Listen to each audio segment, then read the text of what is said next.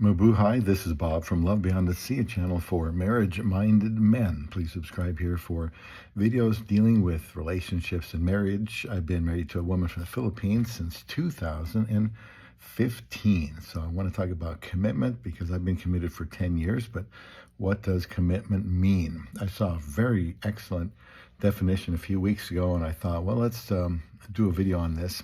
And then I didn't save that definition. So I'm going to show you a few definitions that we get online and then try to get closer to what I think it really is. This paragraph or two I'm going to read here comes from marriage.com, and they're just going into a section here on commitment. A lot of this I just don't agree with. Let me read you this real quick. They say, as society evolves, so do our perceptions of relationships and commitment. The question why men don't want to get married isn't just about men. It reflects a larger shift in how we prioritize personal freedom, fulfillment, and emotional well-being over traditional norms.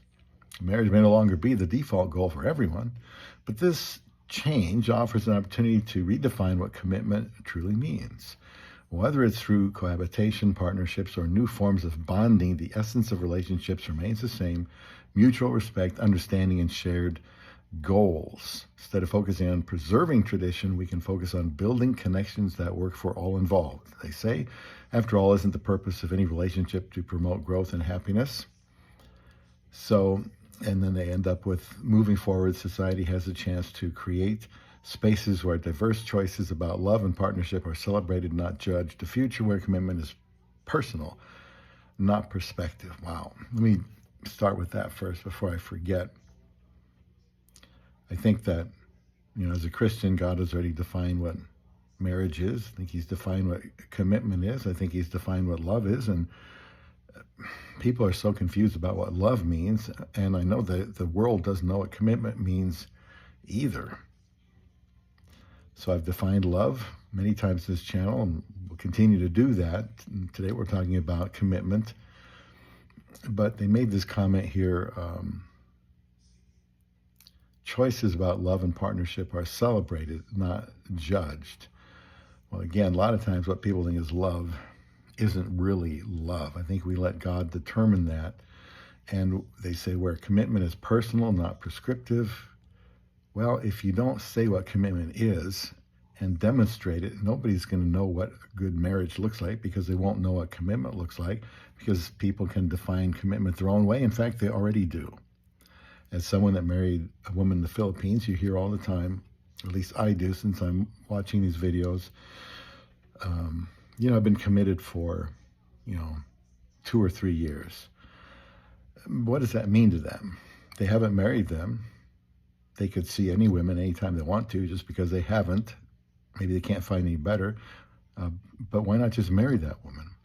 Without that marriage ring and that civil ceremony and contract, you're not married. Have to make it official. Saying, well, I'm committed to you without marriage is like saying I'm committed to you for now. Or I'm committed to you 90%. I don't think any woman wants to hear that. I think she wants commitment by way of marriage.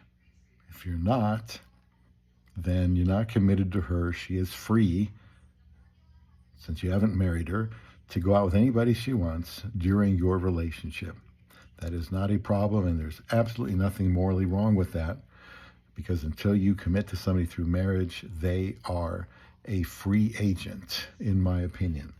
Now, back up here, they talk about,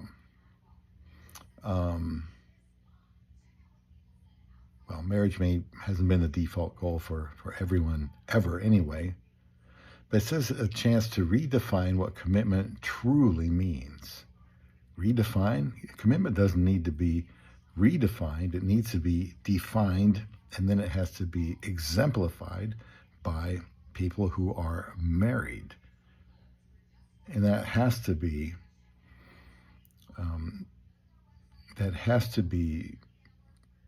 prescribed. Looking for the word that they used here. Can't find it at the moment. But there has to be a way to define commitment. If I tell my wife I'm committed to you, or if I'm not married yet, I'm going to commit to you, she has every right to say, what does that mean? Please define a little bit more. If this happens, are you committed? If that happens, are you committed? Are you committed to this level? We still have to define that. And they talk about, isn't the purpose of any relationship to promote growth and happiness? That's nice, but in my opinion, the purpose of any relationship is to glorify God and to exhibit love, real love. By the way, that's defined in 1 Corinthians 13, and often the Bible is described as death, dying to yourself. You say, self, you're dying. You're getting married now. You're going to do what's best for your spouse. I know it's a high bar, but today the bar seems to be getting lowered on just about everything. If you look up online, you might see something like commitment, the state or quality of being dedicated to a cause, activity, etc. Well, that's nice, but people have different levels of dedication, and it doesn't really say how long is the commitment. In other words, can you be committed for a few days, few weeks? Kind of depends. If my wife took earlier on in her work career a 2-week temporary job when she just got here, and she was committed for 2 weeks. That's all the commitment had to be. She gave it 1,000%, and now she's got her second supervisor job only 8 or 9 years later, and is doing really well.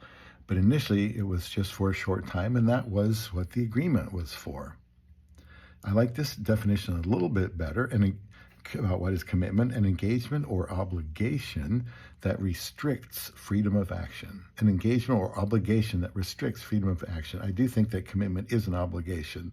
When you're married, you can't just say, well, I just don't feel like being committed anymore. Then you were never committed. It's like saying, well, I don't feel like I'm in love anymore. Well, then you never were in love. And yet, yes, I agree here that commitment should restrict freedom of action. That's a good thing. When you get married, you're not, two roommates or two single people living together. That does change the dynamic of the relationship. It doesn't mean that you're not yourself anymore and nobody can recognize you and you can't do anything you used to do.